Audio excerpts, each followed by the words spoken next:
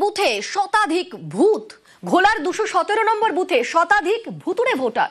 কেউ 3 বছর আগে, কেউ 10 বছর আগে মারা গিয়েছেন।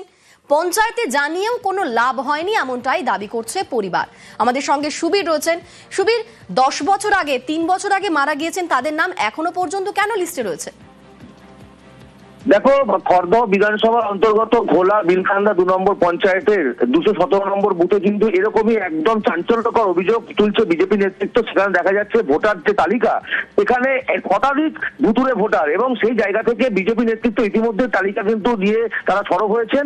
পাশাপাশি যারা মৃত ভোটার তাদের পরিবারের লোকজন কিন্তু পরিষ্কারভাবে জানাচ্ছেন কেউ 10 বছর আগে মারা গিয়েছেন, কেউ 3 বছর আগে মারা গিয়েছেন, কিন্তু বারংবার, অর্থাৎ এই যে ভোটার তালিকা থেকে তাদের পরিবারের যারা মৃত ভোটার তাদের নাম বাদ দেওয়ার জন্য কিন্তু বিলকান্দা 2 নম্বর পঞ্চায়েত থেকে শুরু করে বারাকপুর পঞ্চায়েত সমিতির অফিস অর্থাৎ বিডিও অফিসে গিয়েও কিন্তু তারা বিষয়টা জানিয়েছেন, কিন্তু কোন রকম ভাবে এই ভোটার তালিকা থেকে নাম বাদ দেওয়া হয়নি।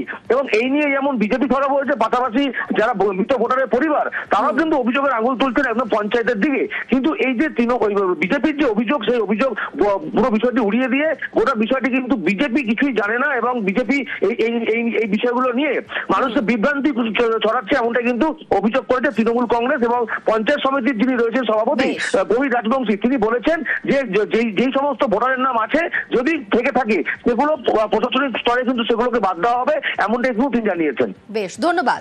পঞ্চায়েতে জানিয়েও কোনো লাভ হয়নি এমনটাই দাবি করছে পরিবার। এদিকে তৃণমূলের বিরুদ্ধে অভিযোগ আনছে বিজেপি, উল্টে বিজেপিকেই দোষারোপ করছে তৃণমূল। উষারানী চক্রবর্তী কে হয় আপনার? আমার মা। উনি বেঁচে আছেন? না না। কবে মারা গেছে? 19 সালে মারা গেছে। 2019 সালে মারা গেছে। আমি জানি ওখান থেকে কেটে দেবে, কোনো ডেথ সার্টিফিকেটও রয়েছে, কোনো অসুবিধা নেই। পঞ্চায়েতের থেকে আমরা সার্টিফিকেট এনেছি, তাও বলেছি। ওনারা যদি না কাটে সেটা তো আমাদের কিছু করার নেই। আমাদের কি আমরা কি করবো, আমরা তো জানি না। দাদা, সন্ধ্যারানী রায় কে হয় আপনার? আমার মা হয়। উনি আছেন, বেঁচে আছেন? না। কবে মারা গেছে? 2024 সালে মারা গেছে। আবেদন করেছি, ওরা ডেথ সার্টিফিকেট দিয়েছে, এখন কাটেনি, ভোটের লিস্ট থেকে আমাদের নামটা কাটেনি। তো আমার বাবা আছে, 2023 সালে মারা গেছে, রঞ্জিত রায়। ওনারও নাম রয়েছে? ওনার নাম রয়েছে ভোটার লিস্টে। আমরা চাইছি আমাদের বাবার নামটা যাতে কাটা হয়। অভিযোগ করা ছাড়া এদের কোনো রাস্তা নেই।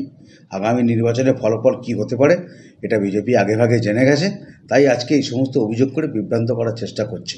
ভোটার কার্ড যতক্ষণ না সারেন্ডার করবে, রেশন কার্ড যতক্ষণ না সারেন্ডার করবে, ততক্ষণ সে তার ডেথ সার্টিফিকেটটা পায় না। এটা ওদের জানা উচিত। যারা সরকারি আধিকারিক তারা তো কেউ ভগবান না, ভুল হতে পারে, অসম্ভব কিছু নয়, কিন্তু তার মানে এই নয় যে আমরা ইচ্ছাকৃতভাবে শতাধিক মানুষের যারা আছে তাদের ভোটার কার্ড, আধার কার্ড রেখে দিয়ে সেই পরিবারগুলোকে আমরা হ্যারেস করবো যাতে তাদের ডেথ সার্টিফিকেট না পায়।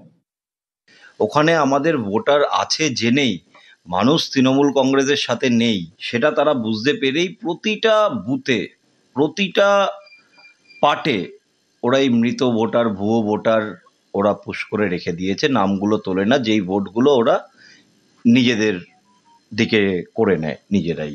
তাই জন্যই তো এসআইআর এর এত বিরোধিতা। এই নামগুলো বাদ দিতে হবে। আমাদের স্কুটনির কাজ চলছে, ইলেকশন কমিশনের কাছে আমরা আর্জি জানাবো যেগুলো বাদ দেওয়া প্রয়োজন।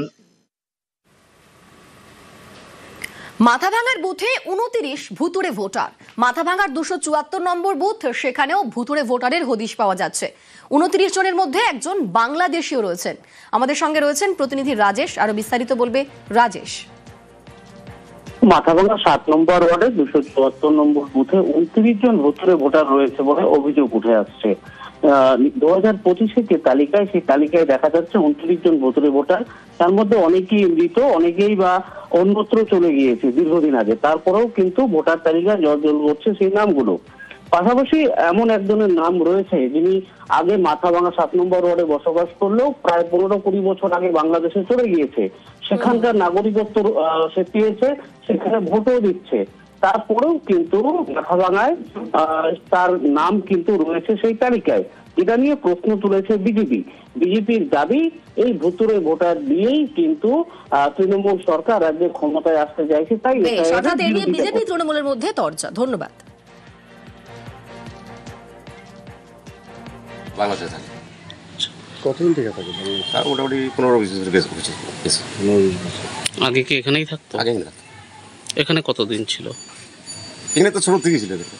এখানে আসে না? হঠাৎ আসে, হয়তো 5-7 বছর পরে একবার আসলো।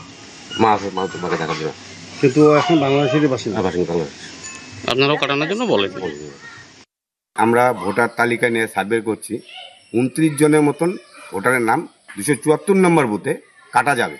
ভোটার ব্যক্তি আজ থেকে 15 থেকে 20 বছর আগে বাংলাদেশে কোনো কারণে গেছে, ওখানে যে বিয়ে শাদী করেছে, বউ বাচ্চা আছে, তারপরও 15-20 বছর ধরে 7 নম্বর 274 নম্বর বুথে ভোটার লিস্টে নাম আছে। ভোটার লিস্টে যারা আছে তাদেরকে বুথ লেভেল অফিসারদেরকে বলবো, সরকারি বুথ লেভেল অফিসারদেরকে বলবো, এগুলো পরিষ্কার করতে হবে, কিন্তু স্বচ্ছতা লাগবে।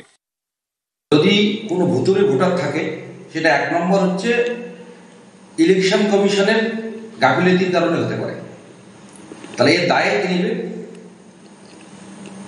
ভারত সরকারকেই দায়িত্ব নিতে হবে।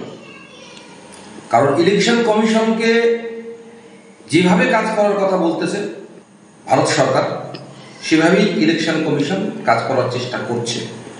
আর বিজিবি বলার কি আছে যে কারা হচ্ছে, কাদের ভোটের নাম কাটেনি, এ তো ইলেকশন কমিশন দেখবে।